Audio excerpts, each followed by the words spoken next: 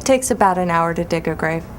There's no "I'm sorry" that is good enough. They'll jump into the grave and they won't let the casket go down. As soon as we hit 115, he didn't even have time to slow down. You hear a lot of groaning, a lot of moaning. We'll just pronounce him dead there on the scene. The worst smell is the smell of blood. We literally pull the scalp forward over the face. She's looking at 5 to 20 years in prison. That scream of the mob. On Monday, he'll be dead a month.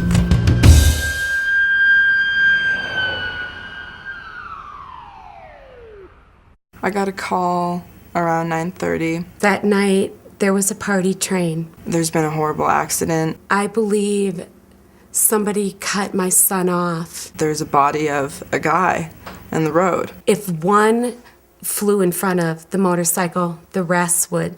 It was the weirdest situation possible to know that your best friend killed your boyfriend from drunk driving. Well, we're the first line, so when we get there, I mean, if you have someone that's injured bad, if you have, multiple patients in a car. The car landed upside down on both my legs. There are other people there that are frantically trying to help as you're trying to help. It can be chaos. I mean, it's uncontrolled. My feet were underneath my door. And maybe one person wasn't injured as seriously and they're out of the car and they're freaking out because their friends are in the car and they're hurt. There was gas, blood. I could see the blood in the gas. You can't get to them.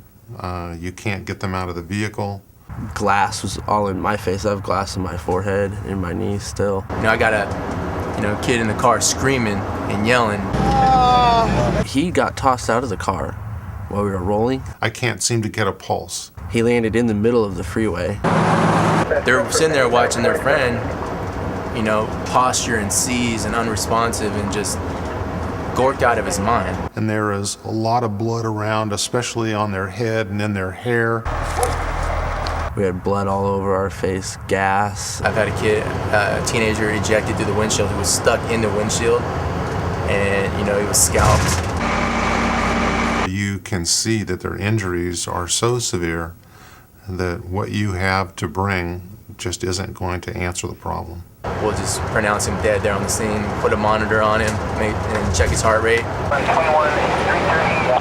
It's a heart-wrenching type of scene to be a part of. As soon as we hit 115, he didn't even have time to slow down. It was cool a half hour ago to be drinking and driving, but it's not so cool now when your other buddy's going to jail and the other guys, two other guys are dying. We had to actually get life flighted to the hospital. We'll be alerted by the EMS system, who will alert us that in 3 minutes, in 5 minutes, in 10 minutes, a critically ill individual is on their way from a motor vehicle collision. Our job is to resuscitate them, stabilize them, and then make sure they get to the next step in a very timely manner. We will prepare our trauma team for that. That includes the trauma surgeon. Why don't you give me a blood pressure? Trauma nurse. April, start CPR. Multiple EMTs. No, we're calling you the second line. A respiratory therapist, a chaplain, and a pharmacist. And as you can imagine, there's a lot of pain involved. One, two, three. There's a lot of lack of privacy. We're going to cut off all your clothes so that when we roll you to the side to take that board you're lying on off and put the x-rays underneath, we are taking the rest of your clothes off. It's a pretty scary place for a teenager because, let's face it, not many people come to the emergency department with life-threatening injuries every day. We stick 2 fingers in your rectum to make sure you have sphinctal tone, and we do that on every trauma patient. Pressure's down 78/50. Why do people die in that first hour? Really 2 main reasons. One, bleeding to death from intra-abdominal injury or chest injury. Chest wall is unstable. You tend to hear their screams of pain. And the other, unfortunately, is bleeding into one's head. Restrain driver. I had 28 staples going down, 8 staples going across, and then 7 stitches. If you puncture your lung and have a hole, you can develop what's called a tension pneumothorax, and it can be fixed as easily as just putting a chest tube in. There is no anesthetic when we stick this tube. We make an incision on your chest. We actually make another incision into the muscles between the rib cage, and then we shove this, literally shove this into your chest. I'm getting nothing. Hand me the paddle. Let's shock him. Shock him now. I'll never be able to run the same. Never be able to do the things I used to do before the car accident, for sure. I can remember the ones that don't make it. I can't fix this, people. He's bleeding out everywhere. All you have to do is look at the mom and the dad, and they know their child is dead. What gets right to the center of my midbrain is that scream of the mom.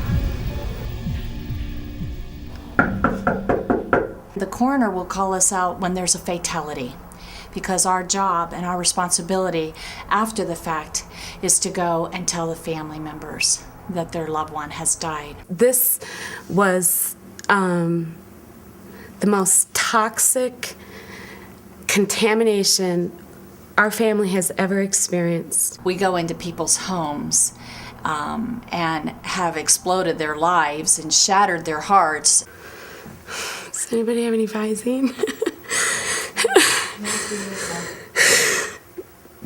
This is the beginning of a difficult time that will never end.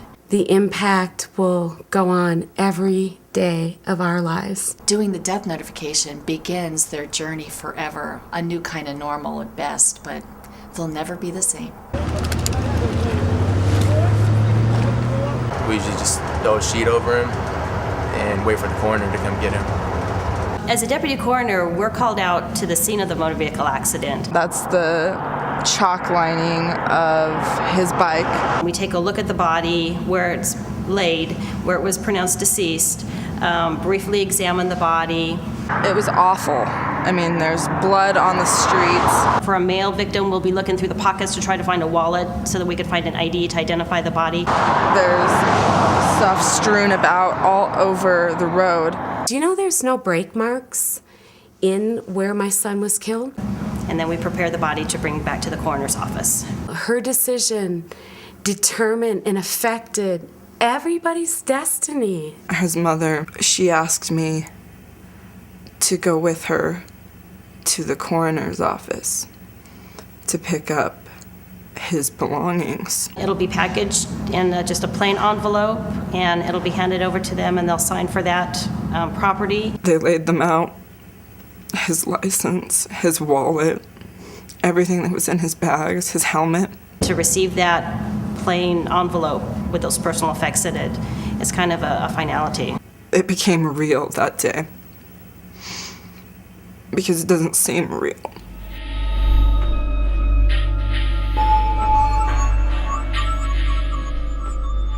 They just pull up to a light, they see another car that's fast, and they want to race. On our way home, he just decided to go really fast. The body's brought into our office, it's weighed, and then it's put into a cooler.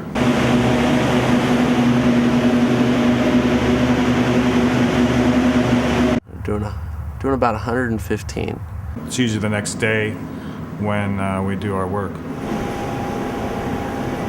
We went around the corner, lost control. We're going to make an incision, and this is a standard incision from one shoulder to over the breastbone, from the other shoulder over the breastbone, and then down to the pubis. He freaked out, slammed on his brakes, and the tires locked up. So then we have to take cutters, and we're going to cut through the ribs on either side and take the front of the chest off. Next thing I know, we were slammed up against a wall. In order to get to the brain, we're going to have to make an incision through the scalp. The car went up the hill, up the tree. We make an incision from behind one ear, over the top of the head to behind the other ear. Down, rolled, and hit the center divider, and then back into the slow lane. And then we literally pull the scalp forward over the face and backward. The car turned completely around. We're going to make a bowl-shaped cut with a saw and take the top of the skull off.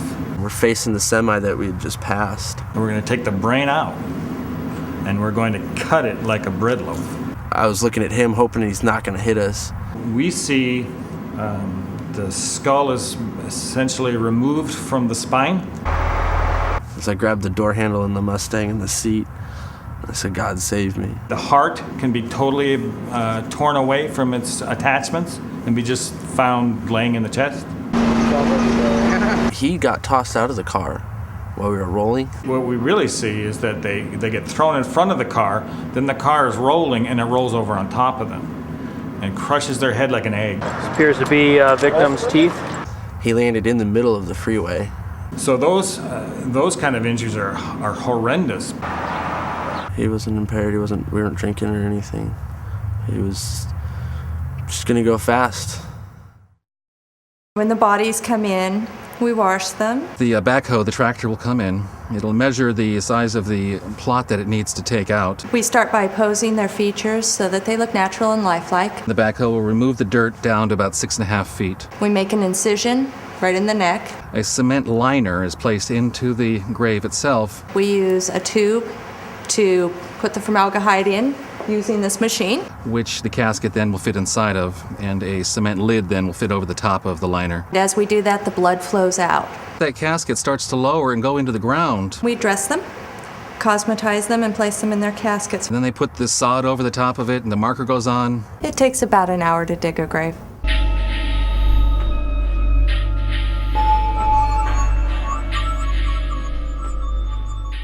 A lot of people can't bury or afford to bury. Do they want to have cremation or burial? They figure the best way is to go cremation. We place them in some type of cremation container, and they're taken to the crematory for cremation. They're checked in, and we give them the okay to cremate. It's just a plywood box that they're placed into. They're not dressed. Push the deceased inside, close the door. The retorts, I believe, are about 1,300 degrees. And start the main burner. It's pretty dramatic to see.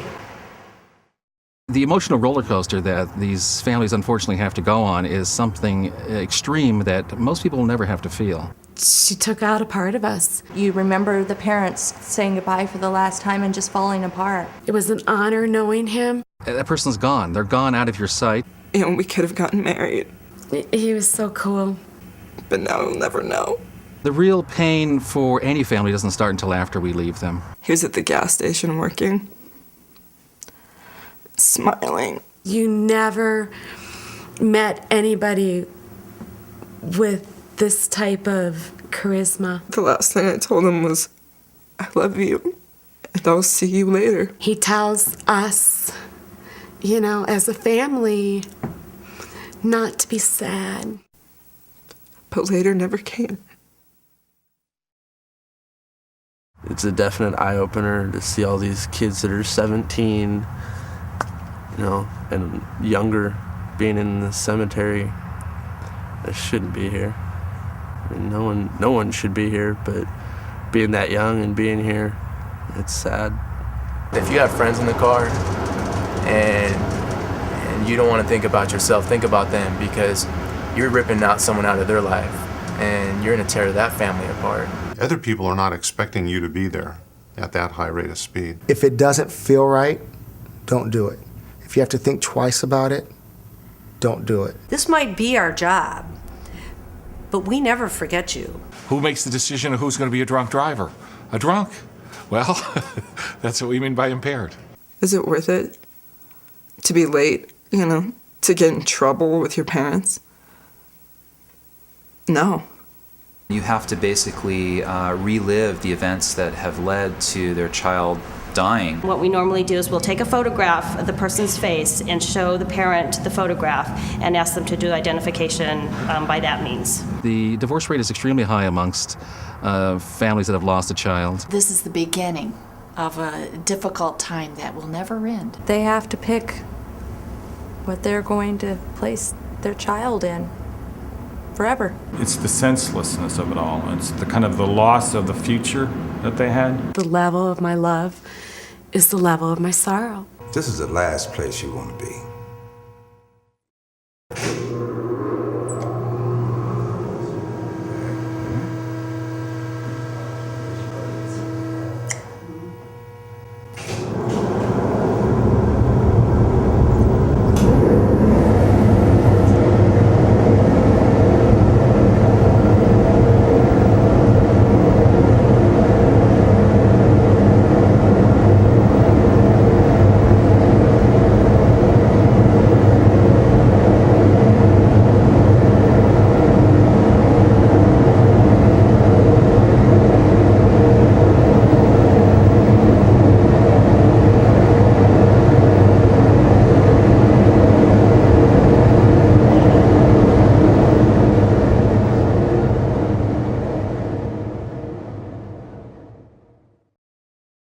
I hope that helps.